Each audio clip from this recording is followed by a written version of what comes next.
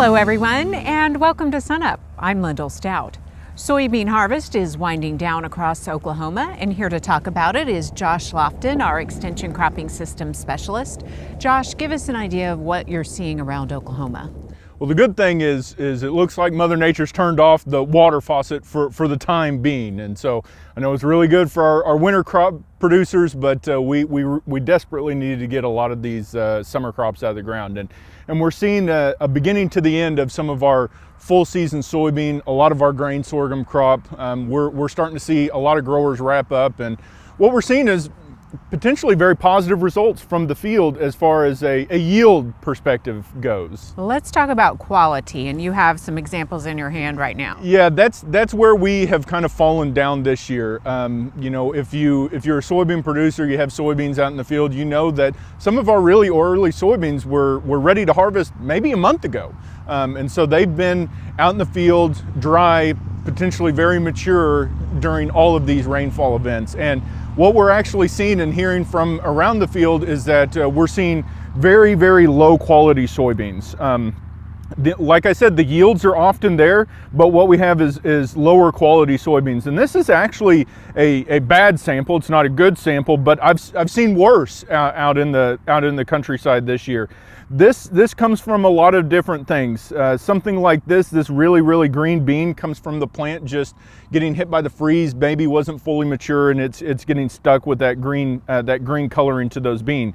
Some of these other things to where you see these darkening colors, that's actually what we call soybean weathering. And that has many different causes. Phomopsis is the pathogen that we typically associate with it. And it's something that comes in late season to where we have some sort of issue to where the water is getting into the pod.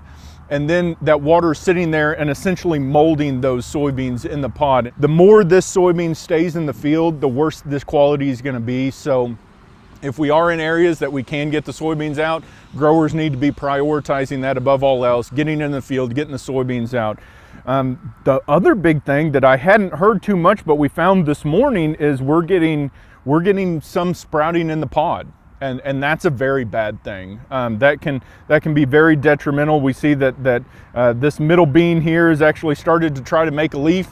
The trifoliates of that bean are trying to come out, and that's going to be very bad, especially if growers have a lot of it in the bin. That's bad because it spikes our moisture. It's bad quality, but it also makes it a very challenging to harvest. So as soon as growers can get out in the field, that needs to be priority number one. We'll hope for some sunshine so they can wrap it up. Warm sunshine would be great. I'm sure you're already kind of thinking about what the takeaways are for the next growing season. What kind of advice can you give producers so they can start thinking about that? Yeah, so right now is a great time that once you start getting your yields back, you can get your yield maps, you can start evaluating what we're going to do next year, determine where our crops are going to go, specifically our soybean producers, where they have soybean fields. The takeaway, almost the post-mortem for this, is to say we had a lot of big pressure from some of our insects, namely our stink bugs this year. And I think a lot of this weathering has to do with how much stink bug pressure we had this year. So look into your stink bug management, particularly make sure that we're scouting for those in a timely nature. Other than that, if we do have a challenging fall like this, try to get your soybeans out early. I know we can't predict Mother Nature. I wish we could, but if we're getting kind of to that time, try to get those combines rolling through the field as early as possible, because the more they sit in the field in this stage to where they're finished, the worse quality is going to be, and then yields will start to degrade as well. Okay, thanks a lot, Josh. We'll see you again soon.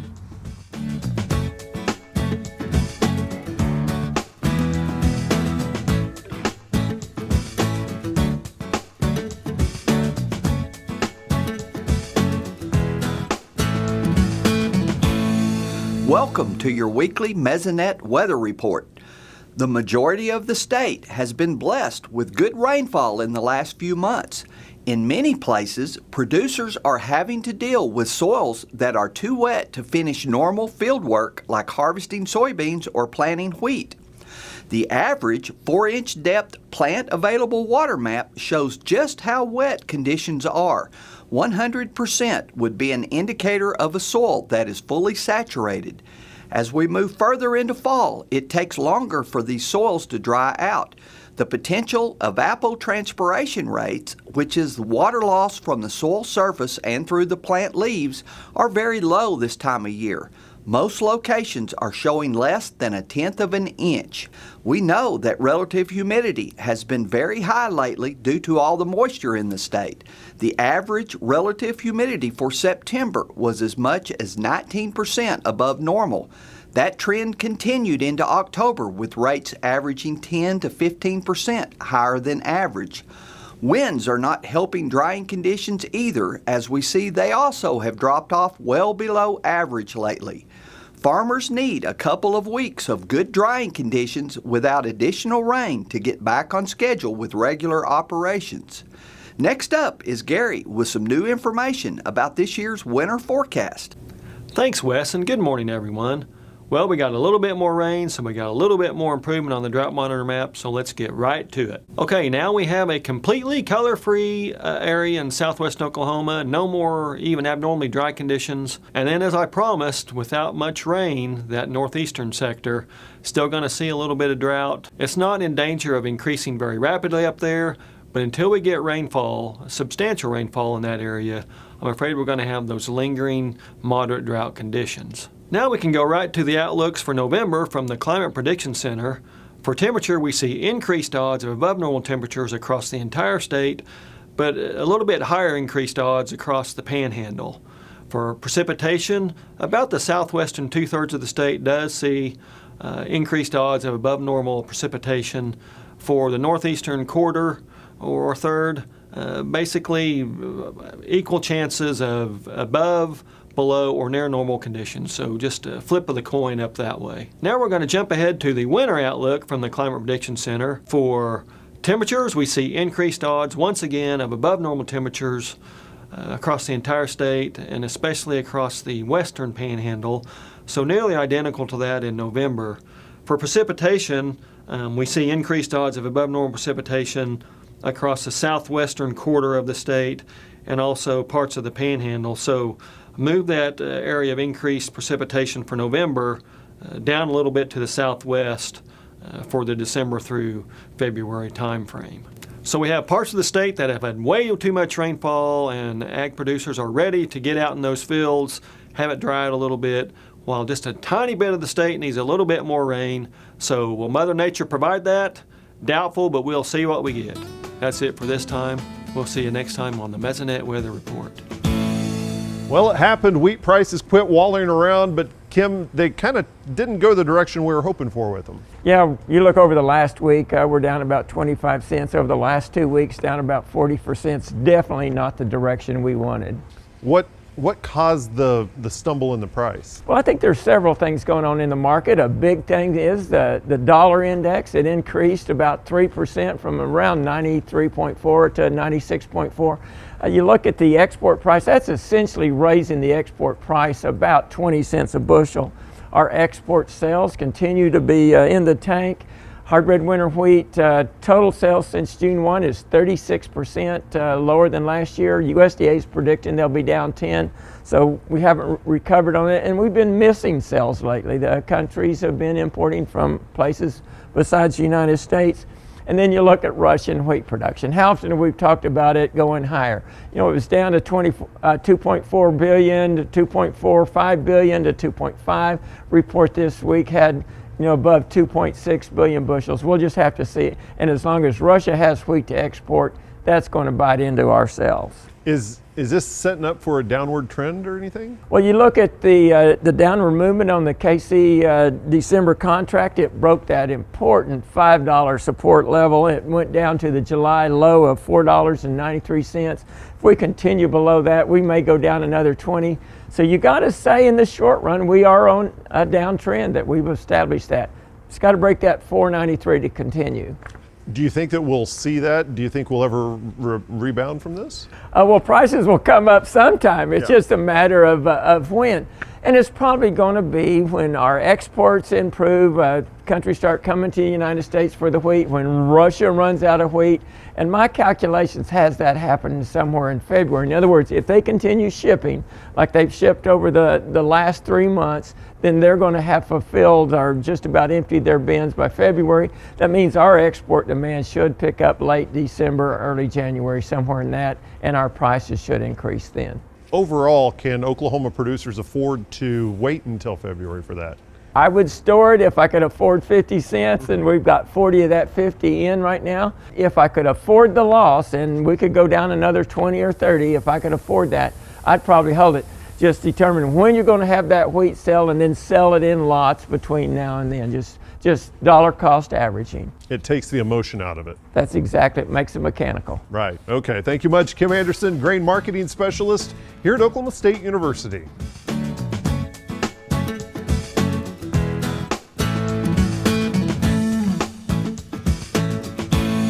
Parts of northwest Oklahoma have already experienced a frost or in some cases a killing freeze. The rest of the state is still waiting for that first frost that could have quite an impact on some of the plants that the cattle are grazing this fall. In particular, I'm concerned about some sorghum type plants, perhaps a milo field that had been harvested that we've turned some cattle out, or even some of the Sudan hay crosses that might still be out in the field that we have cattle grazing.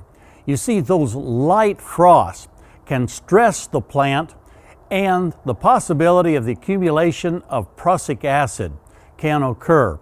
Prussic acid is another way of saying hydrocyanic acid, and the cyanide portion of that is very, very deadly to cattle.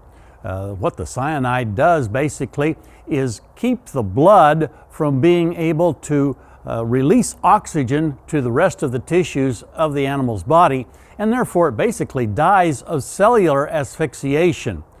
If you have an animal down that's perhaps succumbed to prussic acid, one of the first symptoms you'll see is the blood is very, very bright cherry red. And that's a real good indication that prussic acid poisoning has caused that particular problem. Prussic acid will accumulate in these sorghum type plants in basically two different ways. The plant itself, just being stressed, will accumulate the prussic acid. The other way is by regrowth, a lush new regrowth after a frost. That itself can be high in prussic acid and be potentially dangerous. So what do we do about this? Well, first of all, I would suggest that if we have that light frost, that we get the animals off of any kind of sorghum type plant in the field if possible, and then wait until after a killing frost, something where we have the temperatures down in the, say, the mid-20s, that for certain will kill the plant, and then wait about a week after that really, really killing freeze before we turn the cattle back in on those kinds of pastures. Even when we do, I really would recommend that you watch the cattle closely for several hours after we turn them back in on those particular fields or pastures, just in case we happen to see some indication of some cattle acting rather differently. They're labored breathing, perhaps actually go down, then we have that indication that something like that may be taking place. So watch during this fall. If we have one of those light frosts and we have cattle on those kinds of pastures, I'd be very, very cautious about that situation. And if you'd like to read more about hydrocyanic acid poisoning or prussic acid poisoning, we can go to the show links, the SUNUP website show links. That's sunup.okstate.edu. Look under show links, and we've got a link there to a fact sheet. It's 2904, and it tells about prussic acid poisoning in livestock. Hey, we look forward to visiting with you again next week on SUNUP's Cow-Calf Corner. Thank you, Glenn. Now here's Dave Lalman with a word about the 25th annual event in honor of longtime Animal Science Department Head, Dr. Bob Totusek. The Totusek Lectureship was initiated to honor Dr. Bob Totusek, who was a longtime department head in animal science here at Oklahoma State University. He had a wide following throughout the state and really throughout the nation, first as a livestock judge and then for his leadership in the livestock industry. Each year, our Graduate Student Association invites a special speaker to come to campus. The public is invited to come in, enjoy dinner with our faculty, staff, and graduate students. This year's speaker is Anne Burkholder, also known as the Feed Yard Foodie, and she's quite a champion for agriculture, and so she'll have a wonderful, interesting message. November 2nd, 5:30 p.m. Dinner will be served right at 5:30, and the lecture will follow. For more information on the Totusek Lectureship, just go to sunup.okstate.edu.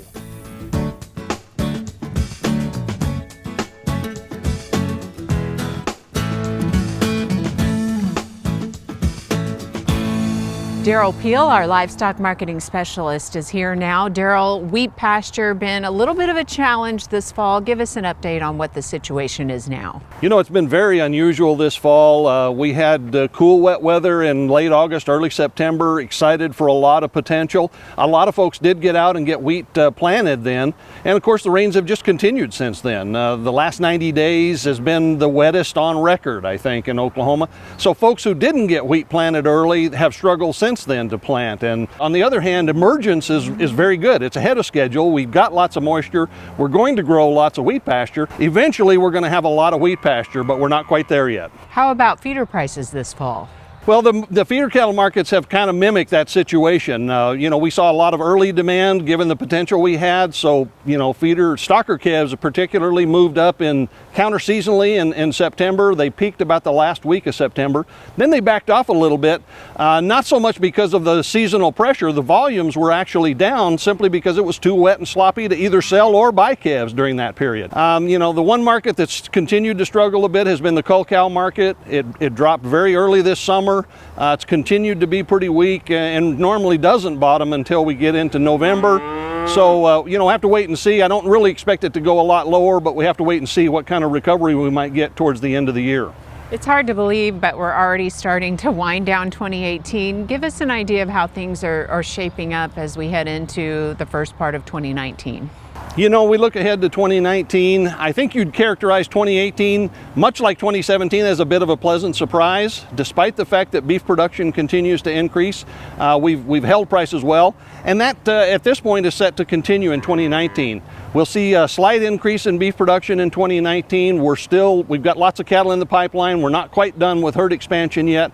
But that said, we've had very good demand that has kept prices well. So I'm going to say steady as she goes as we look into 2019. At this point in time, the focus is really on demand, and as long as demand hangs together, then the supply situation is actually going to begin to improve as we moderate these increases and moderate the herd expansion. Okay, well, stay tuned. Thanks a lot, Derrell. You bet.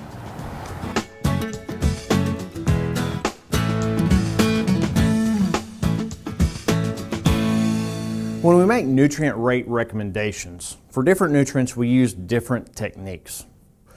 For the mobile nutrients like nitrogen and sulfur, it is a yield function. So the more you yield, the more you add. For immobile nutrients, such as phosphorus, potassium, and many of our metals, we're going to use a sufficiency approach, and that's based upon the soil test index. So yield isn't a function, it's about the soil. Now, this concept really gets confusing at times, trying to understand when you look at a soil test result or look into the soil fertility handbook. There's three different columns you look at for phosphorus and potassium. One is the soil test, one is the percent sufficiency, and the other is the recommendation. So I want to talk a little bit about sufficiency and what does that really mean and where does it come from for immobile nutrients like P and K. So we get sufficiency based upon a lot of research that's happened over the years. If you look at this chart here, we have the soil test value from 0 to 100 of whatever nutrient we're worried about, and then the yield response. So if we have 0, we're getting 0 yield. If we have a high rate in the soil, we have high yield.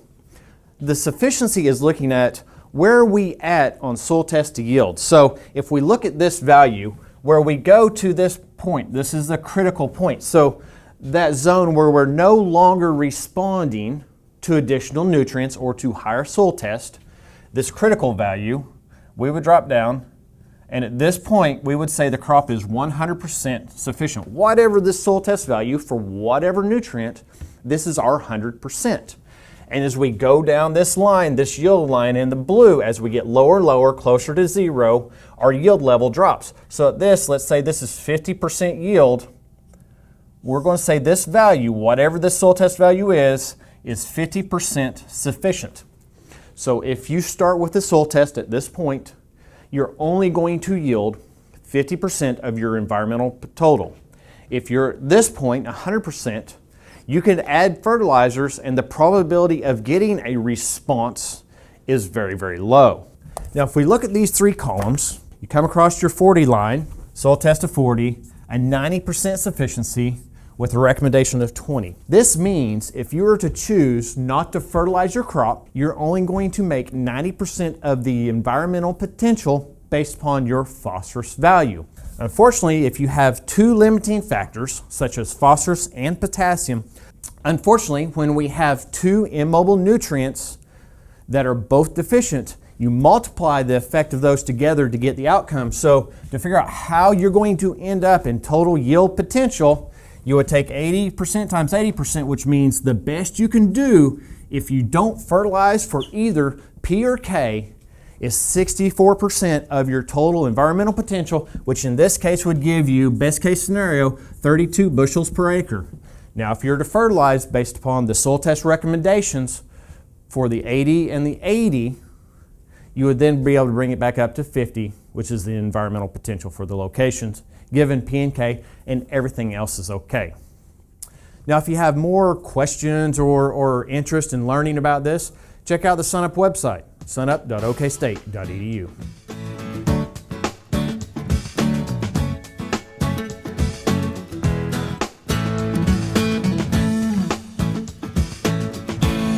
Finally today, to mark homecoming this weekend, SUNUP's Curtis Hare learns what it takes to become Oklahoma State University's #1 cowboy.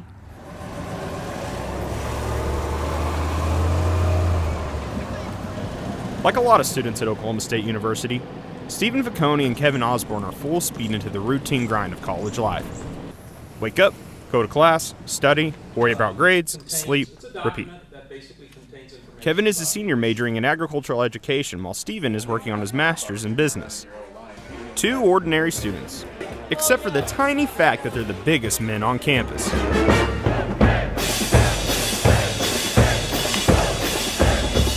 I didn't know Pete was actually a college student.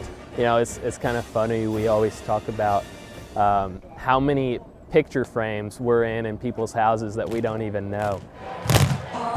If you didn't know, there are two Petes working a football game. Each quarter they switch. One works the east end zone, the other works the west. Kevin is up first. Really, it comes down to basically entertaining yourself. Because, if you're on the sidelines, yeah, you're watching the game, but also you're going to walk over and say hi to the kids or steal somebody's camera and take a bunch of pictures. You can kind of tell which one of us is in the suit based on how we're acting in that moment. I'm pretty ornery, and Kevin likes to move his hips a lot. I was not conscious that I've moved my hips that much, and I'll be conscious of that now. Being Pete is not just a weekend, it's a full-time commitment. Kevin and I split about 700 appearances a year with Pete, and then we go and we're full-time college students. Football games, basketball games, soccer games, weddings, anniversaries, birthday parties, holiday parties, even gender reveals are on the list of appearances. You have to love the university. It's not one of those deals like, oh, I want to do it just because. You have to eat, breathe, and sleep Oklahoma State University because it's a year-long commitment of your life. Most universities have mascots, but it's different here at OSU. It's like Pete is the university, and the university is Pete. And this year marks an important milestone. It's been 60 years since the legendary Frank Eaton was immortalized as OSU's mascot. Pistol Pete is really the symbol of OSU. It's probably the most visible symbol we have. He's certainly one of the most beloved mascots of any university in the country. But he has become, over these 60 years, an integral part of the image of Oklahoma State University. Stephen is the 88th Pete and Kevin is the 89th. 89 Petes may sound like a lot, But over 60 years, it's a relatively small club. Being able to share something with a few select number of guys that have done this over the years. You go to other schools, like at OU, for example, they have 14 people every year. So it's kind of that tradition and kind of brotherhood. The students that portray Pistol Pete are always some of the most outstanding students we have.